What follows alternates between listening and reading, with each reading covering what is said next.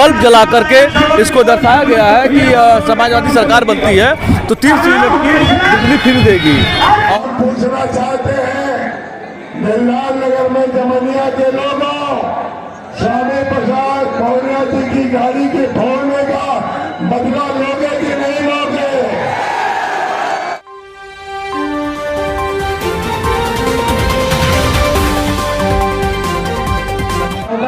और गाजीपुर में शून्य हो गए ये लोग। बताओ गाजीपुर के लोगों, बीजेपी को शून्य करोगे कि नहीं करोगे? इन्होंने किसानों को धोखा दिया कि नहीं दिया? नौजवानों, आपको 5 साल इंतजार कराया कि नहीं कराया? महंगाई बढ़ा दी कि नहीं बढ़ा दी? सिलेंडर महंगा कर दिया कि नहीं कर दिया? और ये बीएड वाले, टेट वाले 5 साल से इंतजार कर रहे हो कि नहीं कर रहे हो? इसलिए 7 तारीख को आप वोट डालिए। वोट डालोगे 7 तारीख को साइकिल पर। 7 तारीख याद है कि नहीं याद है? और ये हमारे शिक्षा मित्र वालों आपको मदद की थी। जैसे ही सरकार को पता लगा कि हम फिर मदद करने जा रहे हैं, शिक्षा मित्र वाले जानते होंगे। बताओ बीजेपी ने आपको धोखा दिया कि नहीं दिया? शिक्षा मित्र से लेकर के किसी को नहीं छोड़ा जिसको बीजेपी ने धोखा न दिया। वो तो पहले ड्यूटी लगी थी शिक्षा मित्र वालों की, वहां पे ड्यूटी काट दी गई थी। और वो इसलिए ड्यूटी काट दी गई क्योंकि शिक्षा मित्र के लोग तो पूरे समर्थन में खड़े थे। लेकिन अब हम आपसे अपील करना चाहते हैं, जहां शिक्षा मित्र अपने बूथ पे मदद कर रहे हैं, वही बीएड टेट वालों बूथ पे जिताओगे। और ये 57,000 वालों, और ये जो हमारी पुलिस भर्ती वालों और फौज की भर्ती वालों, इसका मतलब आपको जमानत जब होने जा रही है बीजेपी की। इसलिए जिताइए ये पार्टी को और इतने वोटों से जिताओ कि गाजीपुर से लगे कि सबसे बड़ी जीत अगर किसी की है तो ओम प्रकाश जी की है। और ये सरकार बनाने का चुनाव है सरकार बनाने का चुनाव।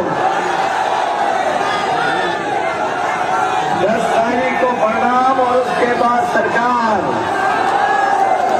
और उसके बाद हमें और आपको होली का त्योहार भी मनाना है। बताओ त्योहार अच्छा मनाना चाहते हो तो फिर सरकार बनवाइए। इन्हीं शब्दों के साथ मैं आप सबका धन्यवाद देता हूँ और बधाई देता हूँ। वहीं मैं आपके ओम प्रकाश जी को भरोसा दिलाता हूँ, जीत के आइए तो न केवल आपका सम्मान बढ़ाएंगे, सम्मान के साथ साथ जिस स्टेडियम में, जिस स्कूल में हम लोग कार्यक्रम कर रहे हैं, अगर हमें खेल के लिए स्टेडियम या दौड़ने के लिए रनिंग ट्रैक भी देना पड़ेगा तो सरकार, इसलिए मदद करिए और जुटाइए। एक वोट साइकिल का डाल देना, यही निवेदन, यही अपील मैं आपसे कर रहा हूं। इनके साथ अन्याय हुआ है, इन लोगों की मदद करने का काम भी समाजवादी सरकार में होगा, जिससे ये नौजवान की नौकरी और रोजगार पाएगा। इसलिए मदद करोगे आप लोग।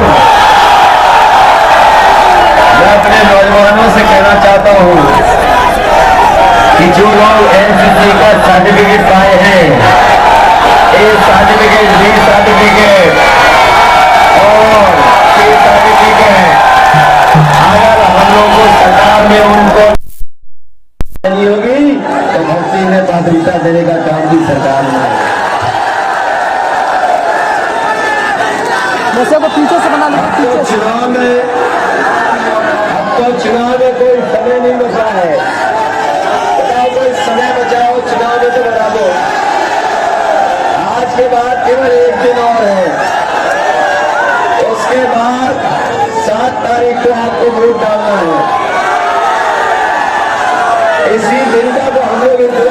थे? बताओ, 7 तारीख के इंतजार कर रहे थे कि नहीं कर रहे थे? और आपको तो पता पूर्व मुख्यमंत्री अखिलेश यादव के एक एक शब्द पर युवा कहीं न कहीं बैरिकेडिंग तोड़ने के कगार पर है। युवा पूरी जोश के साथ हैं और ये बैरिकेडिंग तोड़ने के कगार पर है करके समाजवादी पार्टी को समर्थन के लिए यहाँ उपस्थित है। और साथ साथ ये देखने को अभी देखा जा रहा है कि जिन जिन शब्दों पर अखिलेश यादव बोलते जा रहे हैं उस शब्दों पर पूरे युवा, अखिलेश यादव ने कहा कि ये चुनाव जो है इस बार जनता लड़ रही है, इस बार जनता यहाँ का चुनाव लड़ने जा रही है और जब जनता चुनाव लड़ रही हो तो फिर कोई कहाँ तक टिक पाएगा। यहाँ बैरिकेडिंग कहीं ना कहीं तोड़ दी है युवा। ये प्रशासन पूरी बैरिकेडिंग को संभालने के लिए लगी हुई है, किसी प्रकार का कोई भगदड़, कोई अनमनी ना हो जाए, कोई चूक ना हो जाए पुलिस प्रशासन से ना हो सके किसी भी प्रकार का। और इसको ध्यान में रखकर पुलिस प्रशासन पूरी तरीके से बैरिकेडिंग को संभाल रही है, लेकिन युवाओं का जोश है जो बैरिकेडिंग को भी तोड़ने के लिए आमादा हुआ है। ये आवाज, ये बैरिकेड तोड़ा, ये जोश के साथ बैरिकेडिंग भी तोड़ दिया जा रहा है। पूरा युवा कहीं न कहीं वो जोश और जज्बे के कारण ये एक दूसरे को धक्का देते हैं। एक एक शब्द पर इस तरह का कार्य हो रहा है। और नमस्कार यूनाइटेड न्यूज़ में आपका स्वागत है, मैं सरोजीत। आज हम लोग और दिलदार नगर में समाजवादी पार्टी के राष्ट्रीय अध्यक्ष अखिलेश यादव आने वाले हैं और यहाँ से ओम प्रकाश मंत्री, जो पूर्व पर्यटन मंत्री रहे ओम प्रकाश, और ये चुनाव लड़ रहे हैं 379 विधानसभा जमुनिया विधानसभा से। और उपस्थित सभी जो युवा हैं, तमाम का जो दौर चल रहा है, ये 7वां चरण है चुनाव का।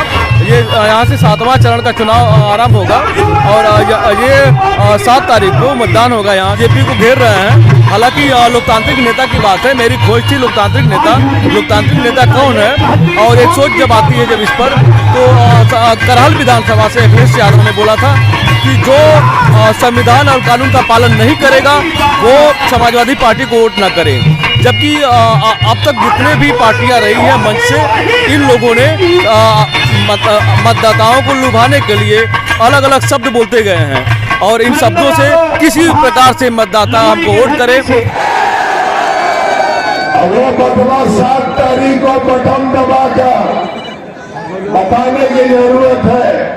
और आप मुलायम सिंह जी, माननीय अखिलेश यादव जी के बटन से सिपाही हो, याद रखना मशीन भले कम हो जाएगी लेकिन समाजवादियों की कतार इस बार कम नहीं होगी। ये हम फैसला ले चुके हैं, ये फैसला हम ले चुके हैं। और लुभाने के एक कड़ी में 12वीं पास करके इंटरमीडिएट में एडमिशन लेंगे उनको हम लोग लैपटॉप देंगे। ये कहीं ना कहीं लुभाने वाली चीज़ें थी जो सामने दिखी है, जिसपे दुर्गा प्रसाद यादव से लेकर कई मंत्री इस पर बयान दे चुके हैं। और इस संदर्भ में मैं जानना चाहूँगा कि यहाँ जनता का मूड क्या है, यहाँ के नेताओं का मूड क्या है और उन्होंने कौन से मुद्दे, यहाँ के मुद्दा कौन सा है और किन मुद्दे पे लोग चुनाव लड़ना चाहते हैं।